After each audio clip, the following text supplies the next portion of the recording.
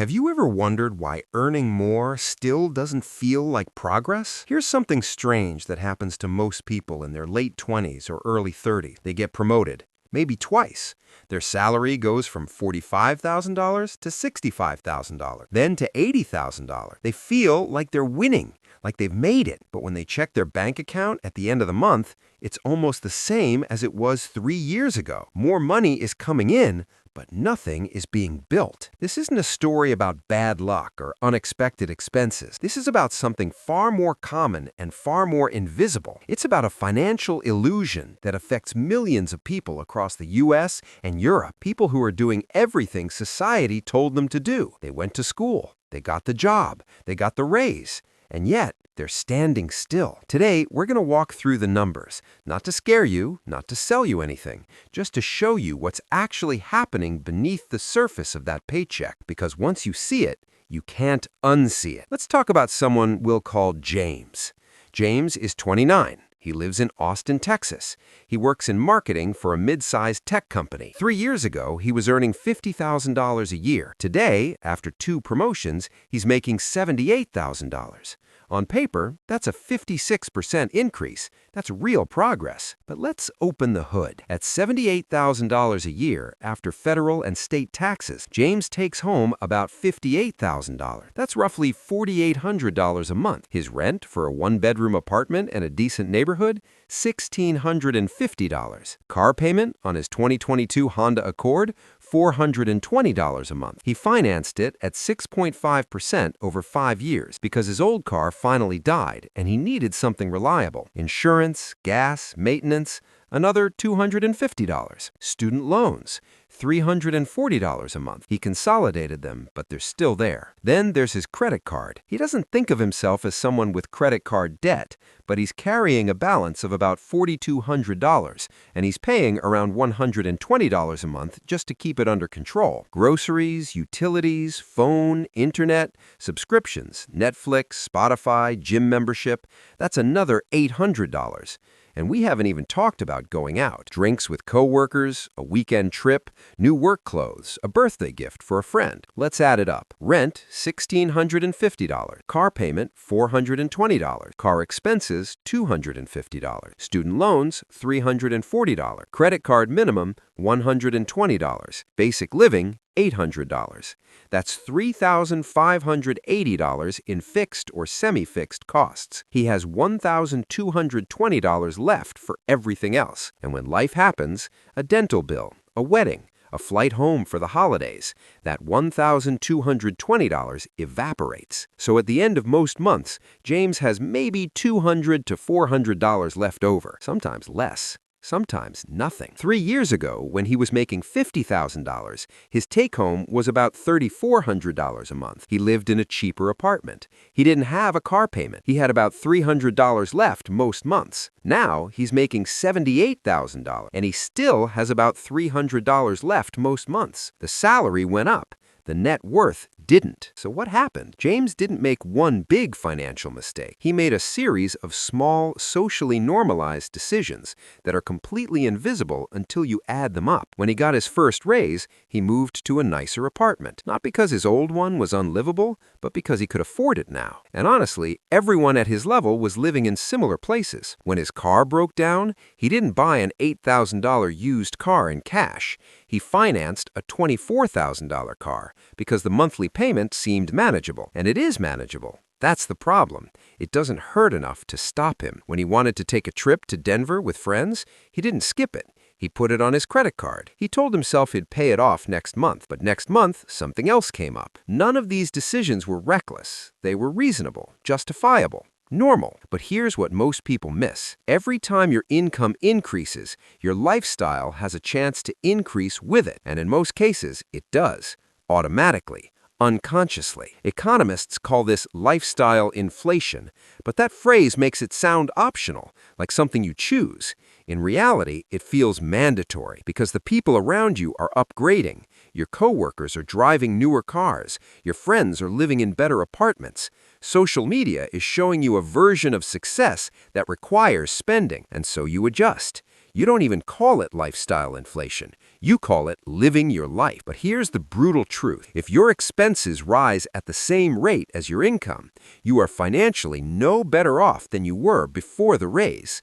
You're just working harder to stay in the same place. Let's go back to James for a second. If he had kept his expenses at the same level they were 3 years ago, same apartment, no car payment, same habits, his extra $1,400 a month would be completely free. That's $16,800 a year. Over 3 years, that's over $50,000 in cash flow that could have gone into savings or investments or paying off debt. Instead, it went into a nicer apartment he barely spends time in and a car that loses value every month. This is the illusion of progress. You're earning more, you're spending more, but you're not building more. So why does this happen? Why do intelligent, hardworking people fall into this pattern over and over again? Because we are wired to measure success relative to the people around us. When you get a raise, you don't compare your new salary to your old one. You compare your lifestyle to your peers. If you're making $80,000 and still living like you're making $50,000, it doesn't feel like progress. It feels like you're being left behind. And that feeling, that quiet discomfort, pushes you to spend. You upgrade your apartment because you don't want to feel like you're still struggling. You finance the car because walking into the office parking lot with a 12-year-old sedan feels embarrassing. You go on the trip because saying, "I can't afford it," when you're making good money feels like admitting failure. This is called status signaling, and it's one of the most expensive psychological traps in modern life. You're not buying things because you need them. You're buying them because they communicate something about where you are in life, and the cost of that communication is your financial future. Here's the other part that makes this so dangerous. Debt makes it invisible. 50 years ago, if you wanted a nicer car, you had to save up and pay cash. If you couldn't afford it, you didn't buy it. The limit was obvious. Today, you can finance almost anything. The car, the furniture, the vacation. You're not paying the full price up front. You're paying a monthly fee that feels affordable. And because it feels affordable, you say yes. But affordability is not the same as wealth building. Being able to afford the payment is not the same as being able to afford the item. James can afford his $420 car payment, but that $420 over 5 years is $25,200. At an interest, it's closer to $27,000. He could have bought a reliable $10,000 used car and invested the difference.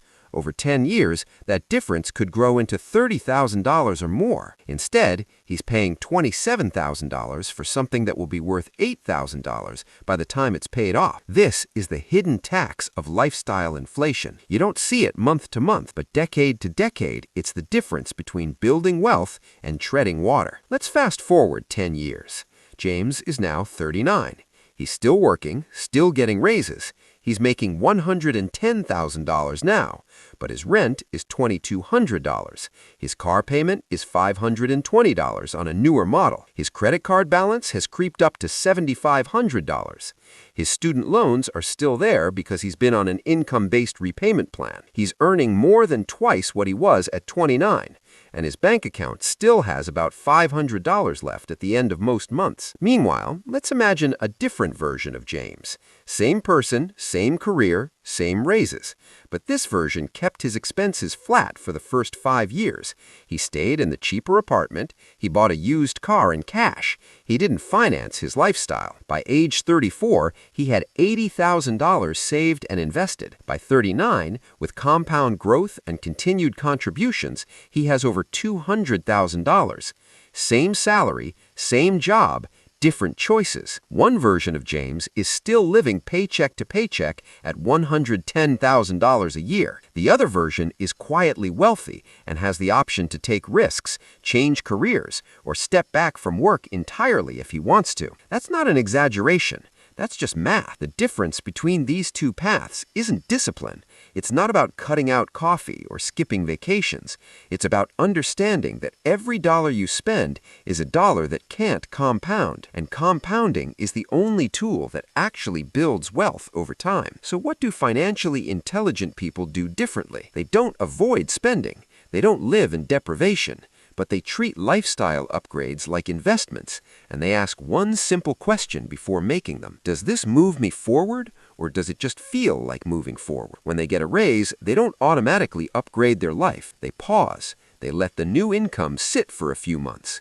They see what it feels like to have margin. Then, if they decide to increase their spending, they do it intentionally. They choose one or two things that genuinely improve their quality of life, not 10 things that improve their image. They also understand the difference between looking successful and being successful. Looking successful costs money every month. Being successful means you have money working for you every month. One is about appearance. The other is about options. Financially intelligent people also recognize that debt is a tool, not a lifestyle. They'll take on debt for things that appreciate or generate income, like education that leads to higher earnings, or a home in a market that builds equity. But they don't finance consumption. They don't borrow money to go on vacation or buy furniture or lease a car they can't afford to own, because they understand that borrowed money isn't extra money. It's future money that you're spending today. And when you do that, you're not just staying in place, you're moving backward. Here's the other thing they do. They make wealth building automatic. They don't wait until the end of the month to see what's left over, because there's never anything left over. Instead, they set up automatic transfers. The day they get paid, a portion goes straight into savings or investment accounts. It never touches their checking account. It's not about willpower, it's about design. And over time, that automatic system creates something most people never experience: financial breathing room. Not because they're earning more, but because they're keeping more. So here's what we've learned today. A higher salary doesn't automatically lead to a higher net worth. In fact, for most people, it doesn't change anything at all, because as income rises, expenses rise with it, and the gap between the two stays the same. This isn't about blaming anyone. It's not about guilt or shame. It's about seeing the system clearly. We live in a world that profits from lifestyle inflation. Every company, every advertisement, every algorithm is designed to convince you that you deserve more, that you've earned it, that you should reward yourself. And you have earned it. But the question is, what does rewarding yourself actually mean? Does it mean spending everything you make so that you feel successful today? Or does it mean keeping enough so that you have options tomorrow? Because that's the real trade-off. Every dollar you spend on lifestyle is a dollar that can't build wealth. And wealth isn't about being rich. It's about having choices. The choice to take a lower-paying job you actually enjoy. The choice to take time off when you need it. The choice to not be afraid when something goes wrong. That's what gets sacrificed when you let your expenses rise with your income. Not luxury, freedom. So if you take one thing from this video, let it be this. The next time you get a raise, pause. Don't upgrade your life automatically. Let that extra income sit. Feel what it's like to have margin. Then decide consciously what you want to do with it. Because progress isn't about earning more. It's about keeping more. Subscribe.